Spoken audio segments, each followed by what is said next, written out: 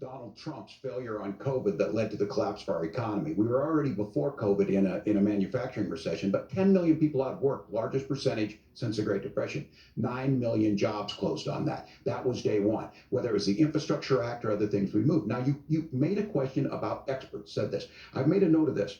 Economists can't be trusted. Science can't be trusted. National security folks can't be trusted. Look, if you're going to be president, you don't have all the answers. Donald Trump believes he does. My pro tip of the day is this. If you need heart surgery, listen to the people at the Mayo Clinic in Rochester, Minnesota, not Donald Trump. And the same thing goes with this. And I ask you out there, teachers, nurses, truck drivers, or whatever, how is it fair that you're paying your taxes every year and Donald Trump hasn't paid any federal tax in the last 15 years, in the last year as president? That's what's wrong with the system. There's a way around it, and he's bragged about that. We're just asking for fairness in it, and that's all you want.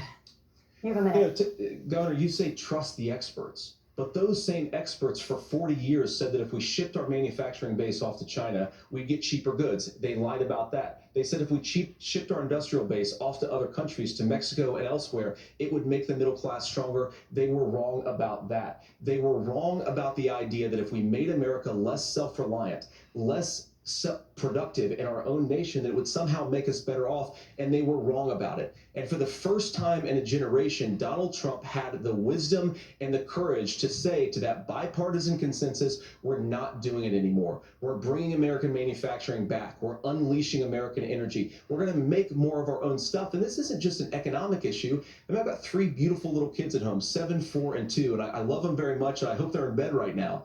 But look, so many of the drugs, the pharmaceuticals that we put in the bodies of our children are manufactured by nations that hate us. This has to stop, and we're not going to stop it by listening to experts. We're going to stop it by listening to common sense wisdom, which is what Donald Trump governed on. Senator, you're talking about Governor Walz. Can you address that? I mean, voters say they trust Donald Trump on the economy more. Why? If you're listening tonight and you want billionaires to get tax cuts, you heard what the numbers were. Look, I'm a union guy on this. I'm not a guy who wanted to ship things overseas, but I understand that, look, we produce soybeans and corn. We need to have fair trading partners. That's something that we believe in. I think the thing that most concerns me on this is Donald Trump was the guy who created the largest trade deficit in American history with China. So the rhetoric is good.